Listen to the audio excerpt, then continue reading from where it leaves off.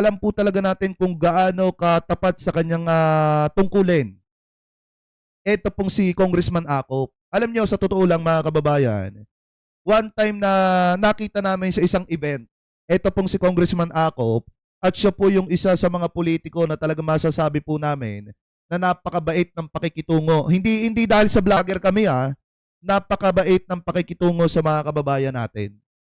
Yan yung napansin namin sa kanya. Kaya nga mabilis, sa totoo lang mga kababayan, kaya nga mabilis na nagustuhan ng mga vlogger ito pong si Congressman Acop dahil nga mabait po siya makitungo kung kani-kanino.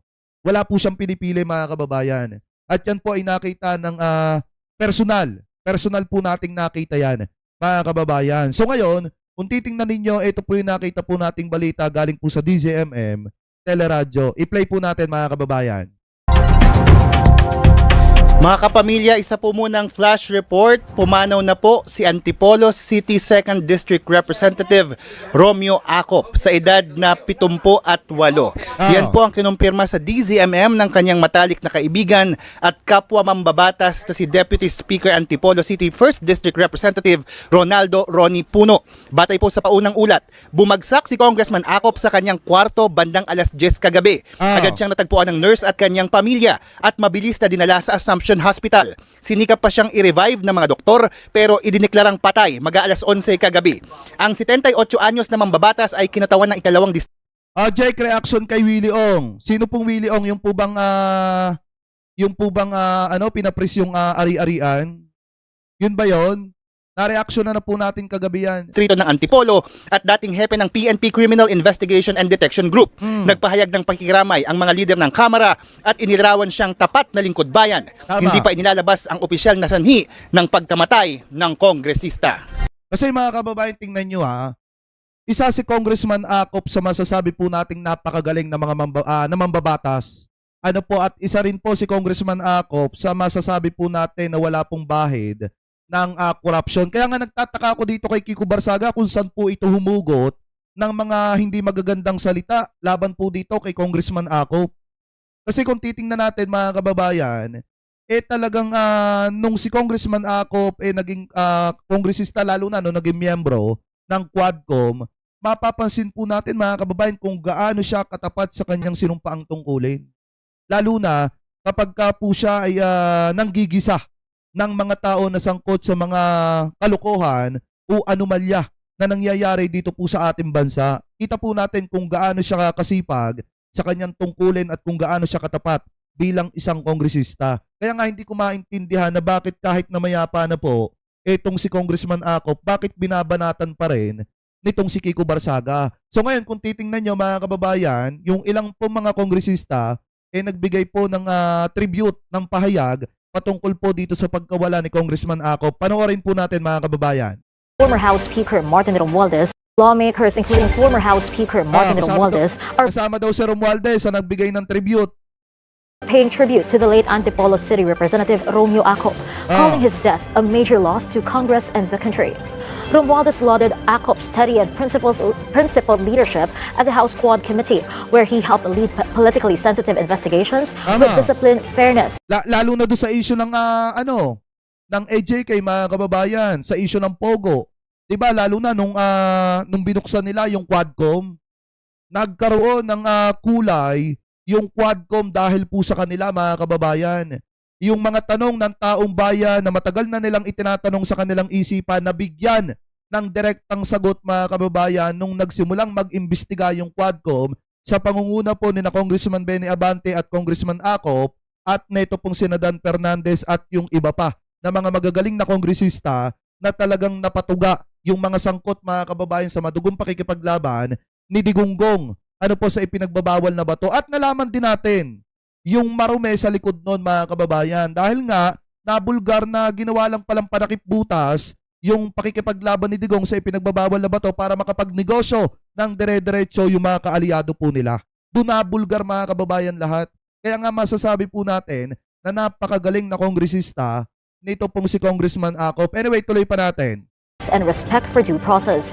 He said Acop's methodical and fact-driven approach strengthened congressional oversight and elevated the credibility of the House. Senate President pro tempore Panfilo Lacson meanwhile remembered Acop as a dear friend, former police general, and key partner in reforming the Philippine National Police during their years of working together. He credited Acop for pushing major reforms, including the decentralization of PNP resources to frontline units. Both leaders said Acop will Oo, tama. Siya pa naman ang nanita sa pangalang Mary Grace Piatos. Yes. Tsaka mga kababayan, nung panahong nagluluko-luko si Duterte sa investigasyon ng Quadcom, diyan po sa Kamara, di ba si Congressman Acop yung isa sa humarap kay Digonggong? Kaya nga medyo kumalma-kalma, etong si Digong mga kababayan sa pagyayabang niya, diyan po sa diyan po mga kababayan sa Kamara, nung panahon na umattend po siya. Kaya nga sa totoo lang napakalaking kawalan mga kababayan ni Congressman Acop sa Kamara. Kasi unang-una, isa po siya sa kongresista na masasabi po natin na talagang naging tapat sa kanyang serbisyo bilang isang congressman. be remembered for his quiet work ethic, integrity, and lifelong commitment to public service. So yan mga kababayan, yan po yung update about po sa pagkawala ni Congressman Acop. So ngayon, ito yung hindi ko maintindihan. Alam niyo po ba naglabas ng post etong si Barsaga? At ayon po sa kanya mga kababayan, sabi po dito sa Ang Balita Ngayon, ito po yung source po natin mga kababayan meron po itong 1 million followers sa FB.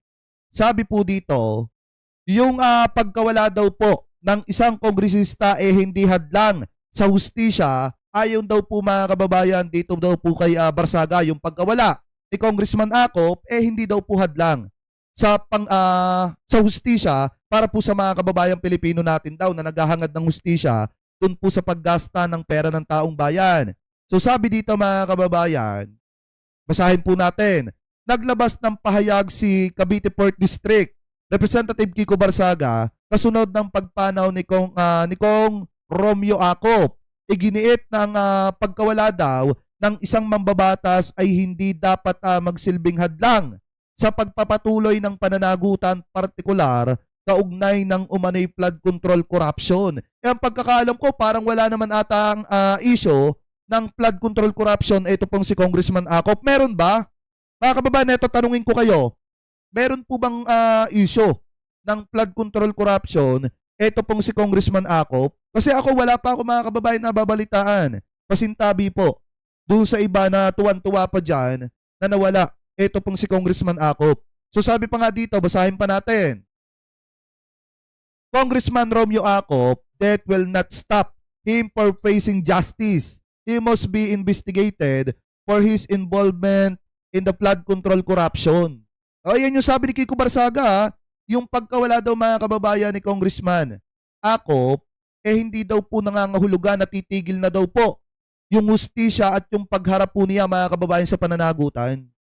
Dahil nga daw mga kababayan, sabi dito, he must be investigated for his involvement in the flood control corruption. So sabi pa dito mga kababayan, ito pa daw. Kapansin-pansin na ang pahayag ni Kong Kiko Barsaga ay kahawid ng naging linya kamakailan ni Interior Secretary John B. Cremulya kung saan binigyan din ng kalihim na ang pagkawala ay hindi panglaban sa pananagutan sa batas mga kababayan o panangga sa pananagutan sa batas. Sabi pa dito, sa kanyang pahayag sinabi ni Remulya na ang pagkawala ng isang tao ay hindi ibig sabihin titigil na ang gulong ng hustisya. Hahabulin namin ang nakaw na yaman, buhay man o wala na. Kung ang sino mang mayroong ebidensya, kukunin namin or kukunin ng gobyerno ang lahat ng hakbang na kinakailangan para maibalik sa taong Pilipino ang pera daw po na ninakaw. So ngayon, para sa akin mga kababayan, kung titingnan nyo, yung binanggit po dito ni Secretary John B. Cremulya, ito po yung patungkol kay Cabral. So ngayon, ikinokonekta po yan ni Kiko Barsaga mga kababayan sa pagkawala po ni Congressman Romeo Acop, na kung saan kahawid ano po nang sinabi ni Secretary John B. Cremulya. So sabi pa dito mga kababayan, ito pa daw.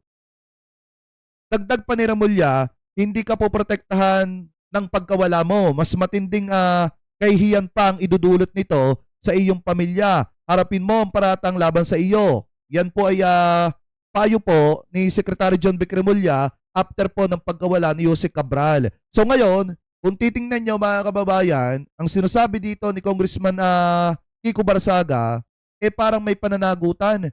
Ito pong si Congressman Romeo Acop patungkol po dun sa nangyaring maanumalyang flood control. Ang pagkakaalam ko, wala namang naging issue na ganyan. Ito pong si Congressman Acop. Diba? Kaya nga mga kababayan, bilib na bilib ako kay Congressman Acop. Alam niyo po ba kung bakit? Kasi unang-una, hindi nga siya nadadawit sa maanumalyang flood control. At ang isa pa dyan mga kababayan, talagang naging magaling po siya na kongresista. O sabi nga ni Mami Lynn Chavez Tamorio, condolence sa ating lahat sa pagkawala ni Acop. Yes. Kasi sa totoo lang po mga kababayan, napakagaling na kongresista ni Congressman Acop at hindi po siya nasangkot sa maanumalyang flood control dahil wala pa naman po tayong nakikita na siya po mga kababayan ay nasangkot dyan. Kaya nga nagtataka ako dito kay Kiko Barsaga na sinasabi niya dito, quote-in-quote pa nga, ang pagkawala ni Kong Romeo Acop ay hindi dapat humadlang sa paghahanap ng hustisya. Dapat pa rin siyang imbestigahan kaugnay ng kanyang umano'y pagkakasangkot sa katiwalian sa flood control. Eto, tatanungin ko kayo mga kababayan. May nabalitaan po ba kayo na si Congressman Acop ay nasangkot po sa maanumalyang flood control? May nabalitaan po ba kayo mga kababayan na si Congressman Acop ay nasangkot po sa korupsyon? Diba? Comment nyo nga dyan mga kababayan kung may nabalitaan po kayo para matalakay po natin. Kasi ako mga kababayan personally, wala po akong nababalitaan na ganun.